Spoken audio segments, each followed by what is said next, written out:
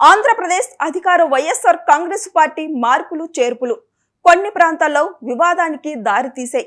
పోటీ చేసే స్థానాలు మారిపోవడంతో తాజా అభ్యర్థులకు సరైన సహకారం ఉన్నట్టుగా కనిపించడం లేదు.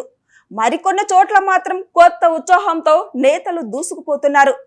అయితే ఇదే సమయంలో వైసీపీ సీనియర్ నేత మంత్రి గుమ్మనూరు జయరాం అజ్ఞాతంలోకి వెళ్లిపోయారు. వైసీపీ కీలక నేతలు ఫోన్ చేసినా ఆయన అందుబాటులోకి రావడం లేదట. అసలు మంత్రి జయరాం అజ్ఞాతం వెనుక కారణం ఏమై ఉంటుంది? ఏదైనా ఉంటే మాకు సమాచారం ఇవ్వచ్చు కదా అంటున్నారట వైసీపీ పెద్దలు.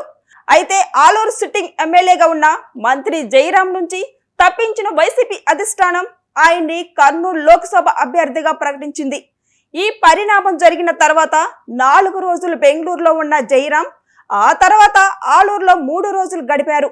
ఇదే సమయంలో ఆలూరు వైసీపీ తాజా అభ్యర్థి విరూపాక్ష కలిసేందుకు ప్రయత్నించినా ఆయన అందుబాటులోకి రాలేదు. ఇక నిన్న ఏలూరు నుంచి అజ్ఞాతంలోకి వెళ్లిపోయారు మంత్రి జయరాం. ఎంపీగా పోటీ చేసే విషయంపై మాట్లాడేందుకు వైసీపీ ముఖ్య నేతలు ప్రయత్నం చేసినా ఆయన దొరకడం లేదట.